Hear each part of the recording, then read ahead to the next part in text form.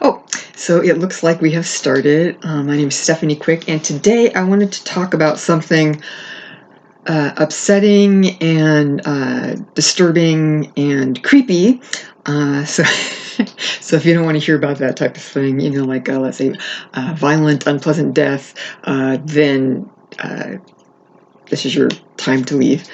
So today I want to talk about some of my critiques of the missing 411 phenomena as it tends to be presented in the kind of para-weird community, with kind of overlaps into like unresolved mysteries, missing persons, that type of stuff.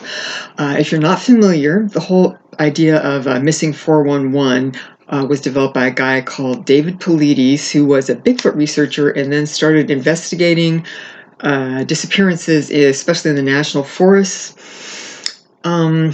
He apparently has like a law enforcement and search and rescue background, and he presents with that very kind of just the facts, straight demeanor, a lot of yes sir, yes ma'am, I can't speculate.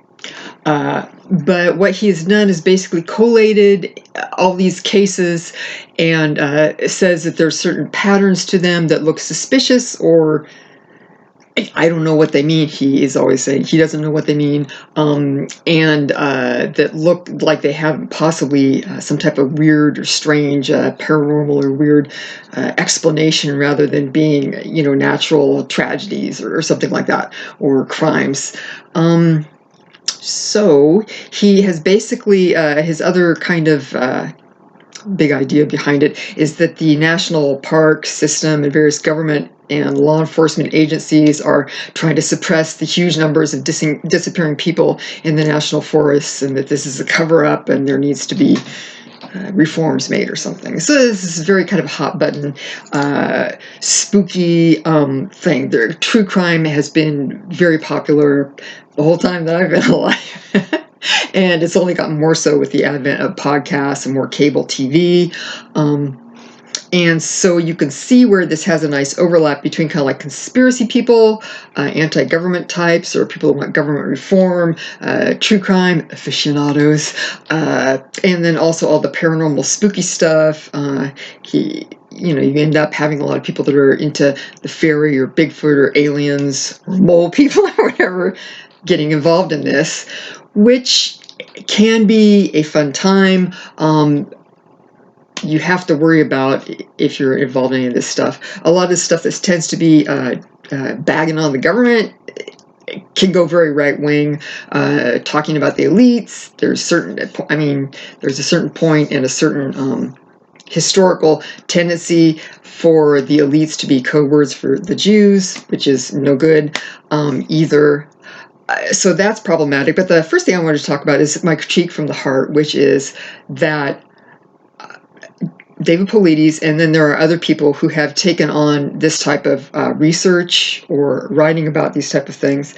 They'll trawl through all these missing persons and dead people out in the wilderness reports, which are very largely public record. And then, these are people who just experienced a tragedy through largely no fault of their own, or bad luck, or they were the victim of a crime, and they and their families did not, in like 99% of the cases, want to be dragged into this whole theory where people are speculating about, let's say, people being taken through portals to be taken by aliens, people who are taken by the Fae, whatever that means. People saying there are feral people living in the national parks, and the government's kind of covering it up. So we think that your small child was actually taken as a slave or whatever by these feral people living out in the parks. Let's say the elites, again, are playing the most dangerous game against, just kind of middle-aged slobs like the rest of us who've gone out to hike in a nice park someplace, right? No, actually, they were, taken out by a sniper bullet or something from Dick Cheney in a helicopter. I don't even know. I don't know what gets into people. I've seen cases that people are literally not cold on the ground, and these people are making all these type of wild speculations with nothing to back it up. And It's a big thing in true crime circles. Of course, if you have a loved one who has been murdered, they have disappeared, these people want to stay involved in their cases, and so they're going to run across people talking about it on forums, podcasts, all these type of things. So a lot of people think, well, what would they? Yeah, they show up in these forums. They know about this stuff. People tell them about these things. People send them these type of podcasts or articles and stuff. And it can be, if you don't want this to be happening, if this is not your jam, if you've not, asked David Pleiades to collaborate with you on helping investigate your case, which has happened in several cases, it's tremendously disturbing. We were friends with the family when I was growing up, and their eldest son died tragically. And this was like back in the mid-early 80s, and there was a lot of misinformation. Even just the local newspaper covered it. And I saw how horrendously awful that was for his family to deal with, especially his mother. And, it's just awful to see, and it was very disturbing to me personally, because he was very kind to me at a time when I really appreciated it. And it's just a horrible thing. And then you have these people coming in, and the newspaper did it for the same reason I think a lot of these missing 411 people do it, right? To make money, to get views, right? You leverage this. You see, if you have a case that is just happened and it's getting a lot of news coverage, right? A lot of attention in the media and online, you can leverage that whole search engine algorithm if you start talking about that, right? It makes it seem more up to date and current. Of course, if the police investigation hasn't even been completed, you're talking, forgive me, out of your ass, right? You're just making stuff up out of whole cloth and putting it out there so, you can get leveraged. And, what about the family? What about the people, the friends who are grieving? It's just, to me, I don't understand it. Partly because there are so many stories online of people who have had their own experiences in the woods that they thought were weird, and you can go listen to them. There's a ton that you can read. I'm just going to list some podcasts that are just kind of like there are just so many out there. There's no way anyone could keep up. I certainly can't. But for example, the OG Jim Harold's Campfire, right? You can go listen to those if you want. I think you have to buy Patreon to listen to some of the archives. But there's just a ton of those. And it's all people calling in, talking about all different type of wild stuff that has happened to them. Let's see if I listed. Oh, here you go. Strange familiars, weird stuff in the woods. That is their jam. You can go listen. They have just like a ton of stuff going back and some really wild and fun stories. And these are people telling them themselves. So you can tell it's not exploitive. If you're telling your own story, it's a lot more likely that you're not going to be upsetting someone unnecessarily. Where did the road go? They have a ton of listener stories. They have listeners on, and then they have listeners write in, and they always have interesting people to talk about those stories. Monsters Among Us, you could call in on the phone and they'll play your audio. A book, if you want a book. My friend Dr. C.S. Matthews has written a book called Mysterious Beauty, Living with the Paranormal in the Hudson Valley. And she profiles several different researchers in the valley. And there's a lot of great stories in there. If you're really into the whole idea of the interrelationship and interconnection of various paranormal phenomena, you're gonna love this book. And she has a lot of new weird stories in there, and it's really fun. That's from she's talking about the Hudson Valley in New York, which is of course where the legend of Sleepy Hollow was started. 6 Degrees of John Keel. They are a newer podcast, and they already have some great listener stories. You can go there, including by the hosts Morgana and Barbara Fisher. And if you want to get, let's see, I have to plug Project Archivist. I have been on there a few times myself. That show has been going on for a ton of years, and there's a lot of archives where you can find listener stories or people telling their own stories about near-death experiences to what it's like to be a transgender and transitioned cryptocurrency. That's not really paranormal phenomenon. Shows you how much. Speaking of speaking out of our ass, there was an example right there. Anyway, you could go there. There's just a lot that you can look through in past stuff. If you like kind of the Hellier type of an idea, where it's kind of like this ongoing weirdness in a particular location, Pennyworld podcast is excellent. And then also the Two Witches podcast is excellent. They both have these big kind of synchronicity-driven investigations around the history of certain areas, and it's just fascinating in both instances. Two Witches podcast, they also have a really big web presence there. You can go and there's I mean, if you want to do a rabbit hole, go there. Each guest, SJ has put together a great web page that will introduce you to their work.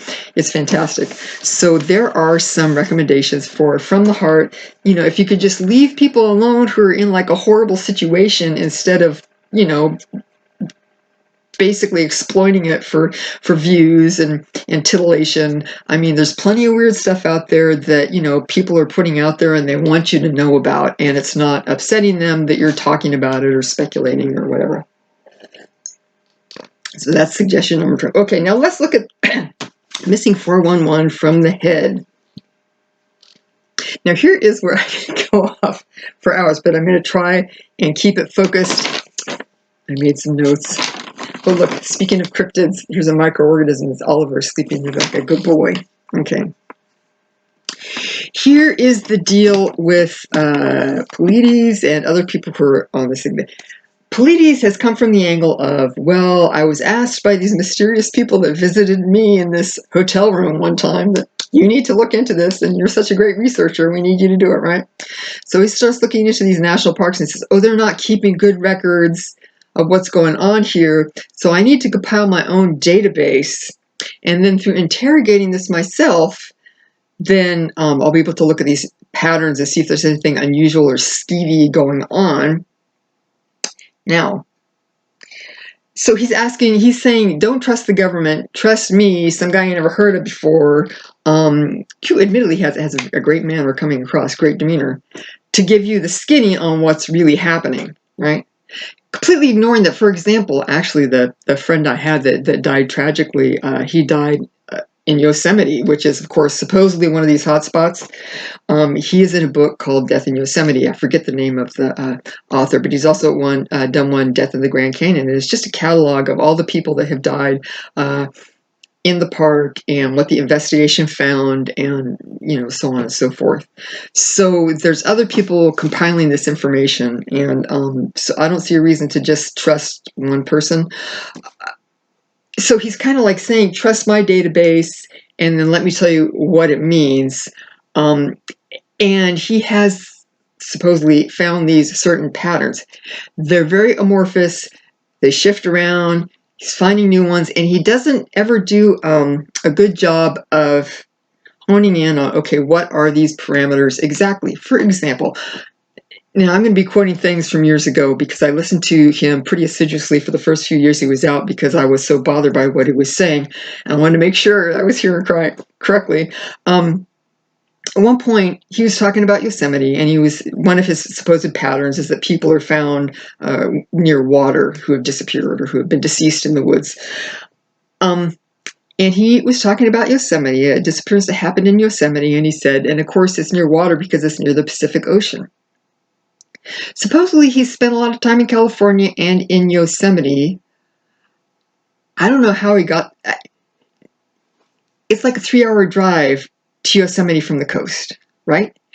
And there's so much water in between there. I mean, what's one of the most famous features in Yosemite? Well, you have Mirror Lake, Bridal Veil Falls. Those are not metaphors, right? Those are actual bodies of water in Yosemite. There's also a ton of streams, creeks, alpine lakes, all type of stuff. Why would he go all the way to the Pacific? I mean, by that definition, right, everything in the continental U.S. is going to be near a body of water, right? Because you have the 2 oceans on either side, you have the Great Lakes. I mean, if you're going to make it be like hundreds of miles. But that's the thing, is that he never, to my knowledge, actually says being near water means, X, Y, or Z. which is something that you could define. But then it makes it a lot easier to find spooky patterns that have happened if you don't define anything. He leaves out information that would make whatever story he's telling sound a lot less spooky.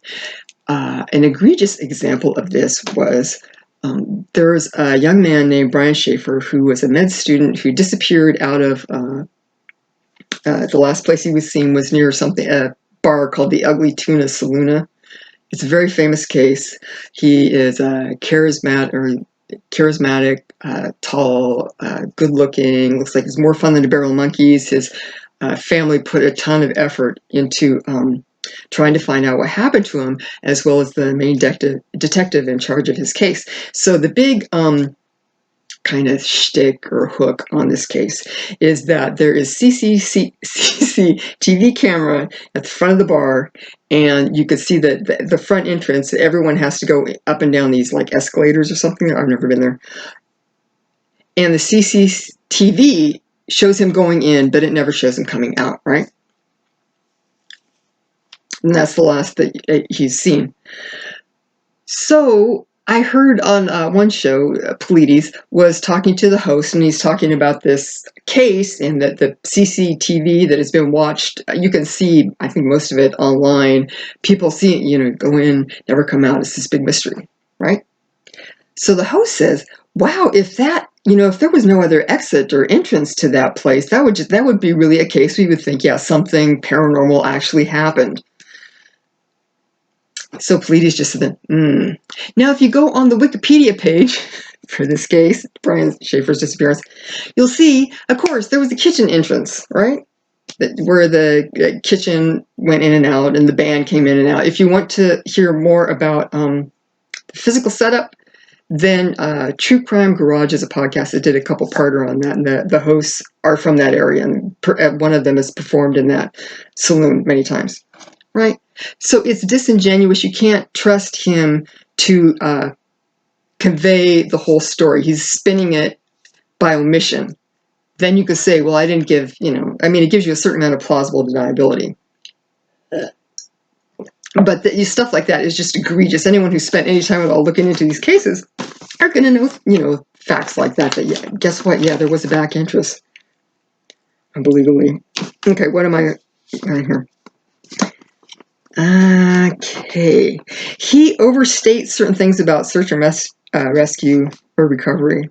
He overstates the ease of finding people and bodies. Now, one of the things that he likes to say is, oh my gosh, this person was found in a place that had been searched the day before or searched previously. Now, I had a teacher who used to say, oh gosh, she had a hell of a story. She was like, but she'd say, think about it, right? Think about it. Have you ever been to the mall or a bookstore or downtown or to a university, right? You split up with your friend or your husband or whoever, and you go down and, after a while, you try and find them, right? So you go over to the Cinnabon, hang out there for a while. Oh, then you start thinking about, well, maybe I could go to Sephora and try that new perfume and just see, since they're not here yet. So you go over to Sephora, right? 45 minutes or 45 seconds later, right? Your friend shows up at the Cinnabon. They wait there for a while. They get distracted. They leave. Then you come back to the Cinnabon because, everything smells so great that now you've really got a hankering for a gooey treat, right? It's because you're looking for people. They're moving. They could have circled back, right? This is like a classic thing, too, is that people tend to move in circles when they're lost. This was actually, as I understand it, the motivation behind the whole thing of getting children to hug a tree, because then they're stationary, so it's easier to find them instead of just kind of continually chasing each other, as we've all done, right? So, but he likes to say this, and people with Missing 401 like to say it like this is big. They'd searched there the day before, and they couldn't find them. And it's like, well, yeah, if the person was alive, they could have. Anyway, it's so aggravating. It drives me crazy. Okay, now I'm starting to just pop off here. Okay, another big, and this gets to some of the harmfulness that can happen besides causing pain to families with this type of stuff. He is better now, But there's been so much misunderstanding of just the basics of hypothermia, which is a real danger when you're out and about in the woods, right? He has this, I mean, in the beginning, he would just say, well, it was 60 degrees, say, so they couldn't have hypothermia. It wasn't cold enough, right? That's incorrect. Hypothermia is a process whereby your body can't keep up metabolically or whatever it's doing. I don't know how homeostatically, I don't know, anyway, with the demands of the environment on the outside of your body, right? So if it is, let's say, 50 degrees and you are nicely hydrated, you don't have diabetes, you aren't coming down with a virus, you're all snuggled up in your tent and with a down sleeping bag and a foam pad or something to provide insulation with the ground, no problem, even if it starts raining. If it's 50 degrees, right, you're dehydrated, you've been walking all day, you might have a little bit of sunstroke or you're coming down with a virus, and you fall in a glacial mountain stream, which is really cold, and get soaked and come out, and you're wearing jeans, which take forever to dry and don't provide any insulation, and there's a light breeze and it's heading towards dark, you're in big trouble, right? Because, that shock to your system, you don't have insulation, basically what I said there. And then also, like I said, if people are, compromised medically for whatever reason, it'll make it harder for their body to keep up with whatever's going on there. Another thing, and this is really, I still see this in like the Missing 411 subreddit.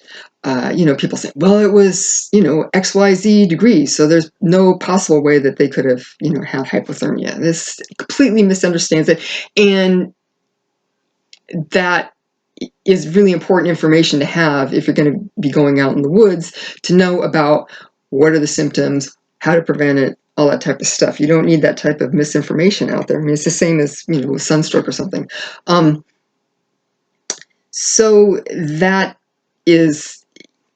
shows ignorance, and also it's putting dangerous information out there. He also, in the beginning, would make a lot of disappearances or situations sound a lot more weird than they were, because hypothermia, once you become hypothermic, it'll affect different people different ways. Some people, it's like your body throws a Hail Mary and just starts really overproducing a bunch of heat, and so you feel like you're on fire or really hot, and so people will take their clothes off even if they're like, in a blizzard or something. It's that extreme of a sensation. But he, especially in the beginning, you see, well, why would they be taking their clothes off if it was hypothermia? They must have, it must have been some weird doing a striptease for Bigfoot or something. I don't know what these people were thinking, but that's something that happens. Another thing that happens is, all these things are terrible to think about, people going through these experiences.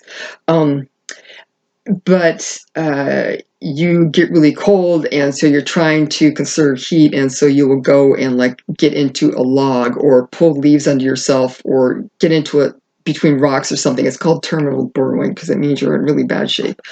But you can see that this is also something where it would make it a lot harder to find if someone had died, their body. So he, overstates the ease of finding. He doesn't, say that, if someone had died of hypothermia and they'd experienced terminal burrowing, of course it's going to make it more difficult to find the body. It's hard to find anything in the outdoors, even when you have, I tell this anecdote of my brother's often. He was in the Air Force, and they got put into a search party. There was a fighter jet, like a big fighter jet. I don't think they make small ones, had crashed into the eastern side of the Sierras, and they were going to go there and recover everything that they could, pick up all the parts. Luckily, the pilot was fine. So they had every advantage, right? It's on the eastern side of the Sierras, so this means less plant matter growing there because it's in the rain shadow of that mountain range. It was above the tree line, again, less plant matter to obscure whatever's there. They had the exact GPS location of the crash, right? Because of the black box. So they start going there. They know exactly where they're going. They're finding big stuff that is obviously not organic. And he said it felt like they were almost on top of it before they could actually see the parts of the jet. And it was, I think, less than a football field between, before they were able to even spot some of this. You'd think this would be something that would be really easy to find, especially since they had the exact coordinates and they knew what they were looking for. So imagine a small child under trees with a lot of understory. If they're moving around, it can be very, very difficult to see. We had an incident here in Northern California on February 14th, 2020. There was an older couple. They were in their 70s, and they had gone to Point Reyes National Seashore. It was Valentine's Day, and they were staying there, and they decided to take a walk for the sunset, and they got lost, and they got into bad trouble. People were searching for them for 8 days, and they were found alive and well, which is really exciting, especially because they'd been out there for Valentine's Day, and they've been together for so long. They had a couple sons. Their family was looking for them. So first of all, it sounds crazy. Like, how could you get so turned around? And this is another thing that I find. Conditions are very location specific. So there are certain things that won't make any sense in certain locations. Then you go there, or you spend time in that location, and you completely see how it happens. Now, as it happens, I have spent a ton of time over in Point Reyes National Seashore over many decades. And where they went missing, you can really see it. There is just, everything is like completely overgrown with these old pines, and they're covered with lichen and moss, and there's blackberry stuff. And let's say this is the west side, and this is the east direction here, right? So what you have is the spit, the sectional land where Inverness and everything is kind of here. It's kind of like mountains. And then right down here is the San Andreas Fault, and you have Tamales Bay here. And then you have the foothills going off to the east here. So what happens is, when the sun sets over here, you're doing okay. And then it gets really dark really quick, because it's just right in that shadow of the light. And there are a lot of trails, but they get kind of overgrown, and there's like social trails of animals and probably drug dealer teenager trails and stuff over there. So it's real easy to get turned around. The other thing that happens there is, as far as you also get a lot of fog that comes in. I can't remember if it was foggy or not. It probably was, which can actually affect your ability to see what's going on. Because it can get that foggy. It's very disorienting, because you can't tell really where the light is coming from. And then the fog deadens sound. The old trees and pine leaves with lichen and Spanish moss all over them deaden sound. There is a ton of duff everywhere that deadens the sound. So you don't have that type of orientation either. And if you're just coming out from your bed and breakfast to go take a walk, you're not going to really be thinking about taking like a transponder or your contour map and your compass, right? So those two got lost, and they were found after 8 days. And they were found in this really strange, like kind of in a gully. And of course, Paulides says that this is one of the things that happens is berries. They were found under a bunch of blackberries and stuff growing over them.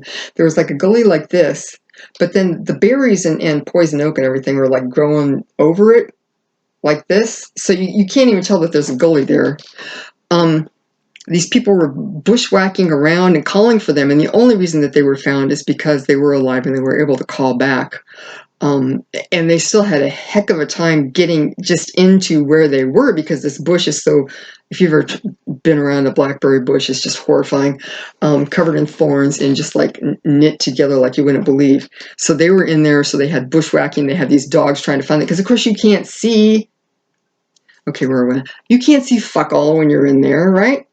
You can't even, I've been in that type of thing. You can't even really see the ground 2 feet in front of you. So I give major kudos to the search and rescue people team. I was reading that 30 of the people that were searching for them came down with poison oak. because of this search, because that's how scrubby and everything it was. And it turned out that these people had survived. The woman was very knowledgeable about herbs and stuff like that, and I think the man was as well. And luckily there was a puddle. Luckily it wasn't during this drought we had this last year, because there were some puddles there where they were able to drink water. They both lost their shoes. You can imagine, you're going through this stuff, you're out of it because you're at a calorie deficit, you're dehydrated, right? You're trying to pay attention and you can't sleep, getting bug bit, poison oak. I mean, you're in bad shape. And, if you're crawling through that intensive brush, it's really easy to lose your shoes. And, which is supposedly another spooky thing. People say, oh, if I was out there. But if you talk to people who have survived and been found, you'll find oftentimes that they're just like, I just, everything was going on and I couldn't concentrate and I lost my shoe, and you're lost, so you can't go back to where it was. Another case that was really sad, but you can read about it if you want, is that of Geraldine Largay, Largay. She was hiking the Appalachian Trail and she just pulled off to urinate and got turned around, and she was found 2 miles off the trail, and she had just got really lost. And again, because of acoustic and sightlines, things like that, she was not able to communicate with any searchers that were looking for her really intensively, and she ended up starving to death in her tent, and she kept a diary, and it's just heartbreaking. It's really terrible, but it shows even she had a ton of experience on the Appalachian Trail and stuff, and sometimes you're just very unlucky. But you can look into that if you're interested in what people go through in these type of very extraordinary circumstances. I do believe a lot of people are experiencing highly altered states of consciousness during this because of the novelty of the experience, sleep deprivation, dehydration, and so on, as I'm sure you understand. I think I would like to close. It's not coming up soon, so don't get your hopes up. I think I'd like to close with talking about the other thing is that missing 411 people like to say, well, this toddler was found way out further than we thought that we'd find him. So that must have been, the aliens transported them, or they fell into a wormhole or something. I don't know. If they don't take into account that people have very different capacities for exercise, exertion, stamina, coping with adverse circumstances, mentally, sleep deprivation, all these type of things. So there's going to be, your basic averages that, search and rescue teams keep track of these type of things, so they'll have a good idea of where they should focus their searches by looking at past behavior and what tends to be typical. But there's always going to be outliers. Before the internet, I was reading an article in the New Yorker, and I can't pronounce this guy's name, but I love this story. I heard it's about Iceland. There was in 1984, a fishing ship out in Iceland, and they were out on the ocean fishing. I'm sorry, I wasn't. I could have just said one sentence. You guys are like, get over it. Okay, so they were out there fishing, and I don't know. I don't think they know what happened, because I don't think they recovered the ship. It got in big trouble and it capsized. So you're out there way off the coast of Iceland in these icy waters. There was 4 or 5 guys on the ship, and a couple guys I think went down with the ship, and then 3 guys decided to jump off and try and swim for it, which is, basically your chances of surviving that are basically none, right?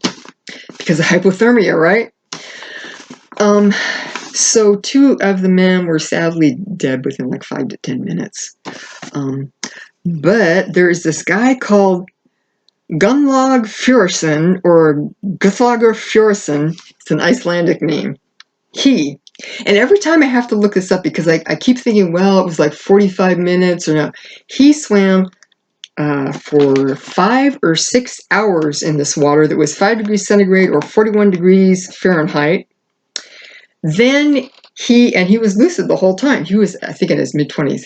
So he swims for 6 hours to get to the shore. There was a lighthouse, so he was going for the lighthouse.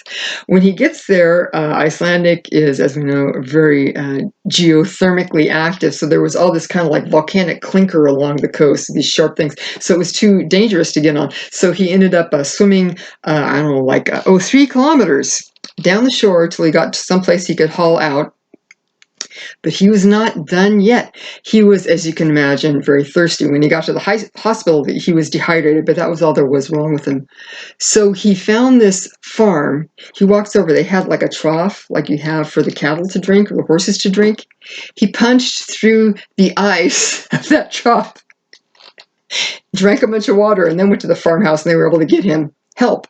So needless to say, he's still alive to this day, and he's still being studied. Now, if, let's say, sadly, he had been able to do all that swimming, got and hauled himself on to shore, and then expired then because, it's understandable after all that, and they found him, right, then you'd have missing 401 people say, there's no way he could have made it. It was interdimensional Bigfoot, and a flying saucer came down, and the Mothman flew, right? Or at least implicating a lot of this type of stuff. But no, he was just a remarkable human with it. I don't know. I will say, okay, maybe his mom had a fling with a narwhal. I don't know. But he was just a remarkable human. No one would have known about this except for he was in this, tragic circumstance that brought this capacity to light. So if you find a toddler who has gone, let's say, twice what you would expect a toddler to be able to do, or something like that. It could be something weird, or it could be that they're just one of those people that has this capacity to really perform in adverse circumstances.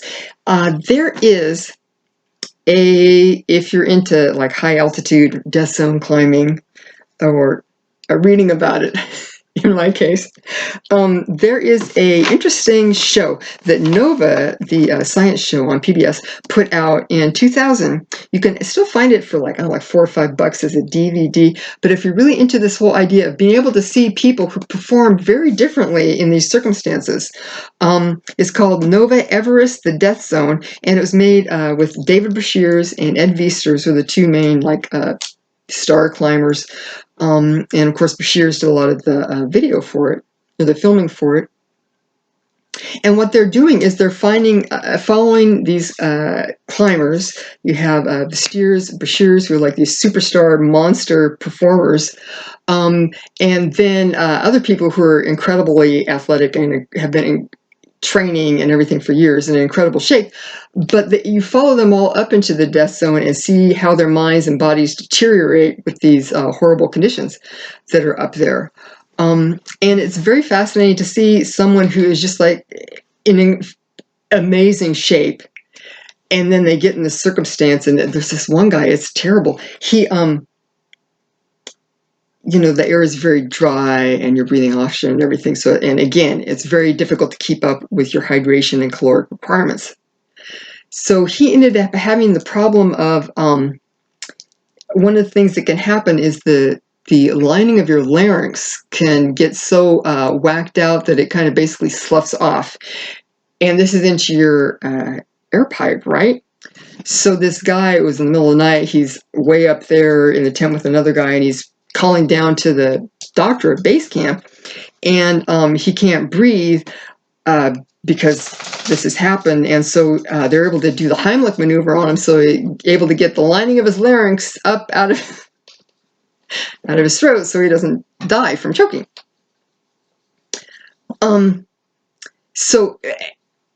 And this is a guy who's been training and is in remarkable shape, has experience at altitude and so on, but, he's gone through this very difficult circumstance.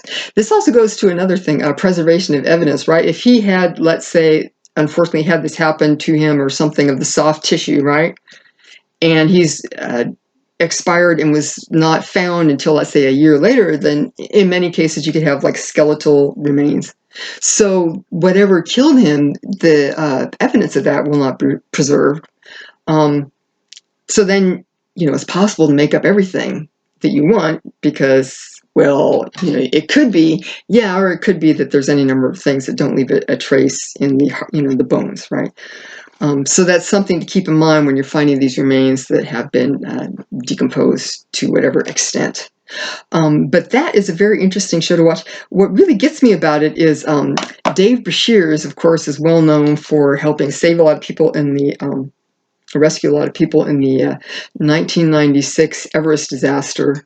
There's a ton of books on that if you want to hear more horrible things about what can go wrong completely materially in the outdoors. But it's interesting to see because you can tell that he's impaired. He kind of seems like he's high a lot of the time, but there's like a part of him that realizes that, I'm impaired, so I need to compensate for this. It's very interesting to see, and you can see where exactly it's unfolded that, he would be, for whatever reason, in a much better position to survive some type of extreme wilderness disaster than a lot of other people would be. That Everest disaster is interesting too, because in that case you have Beck Weathers, who managed to survive being left for dead a couple of times and just would not stop coming at it. He was out there I don't even think he was in a tent during this horrible blizzard that killed a number of people on that day in 1996 up in Everest.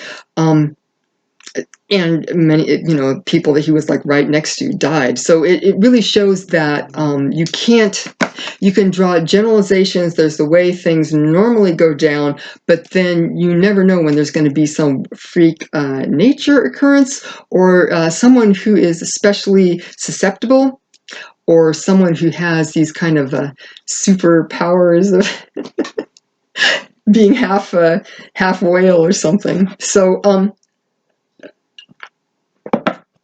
that is basically what I wanted to say. If you want to hear about weird things happening in the woods as well, I just wanted to recommend this, which will be switched. I see Living with a Wild God by Barbara Ehrenreich. She had an encounter with some type of consciousness of the land up in the Sierra Nevadas when she was a young woman. And this whole book, she's very much older now, it chronicles how much this experience affected her and how it's informed her life so deeply ever since. Now, she's a public figure, prominent, influential. To me, this is a very interesting way at looking at people being taken by the fairies or by the chthonic or land spirits, because I've experienced that same consciousness in the Sierras. I don't think it's the fairy. Because we normally think about, well, they would get kidnapped, right? What if getting taken by those gods, goddesses, land spirits has more to do with your heart and your mind becoming obsessed with them and talking about them and conveying this type of information to other people out there in the world and recruiting them, getting them interested in it too. Anyway, it's just a little different way of looking at that whole idea of being taken by the elements or these various discarnate demi-physical beings who are here and there. So if you've made it this far, I just think you should get probably a gold star.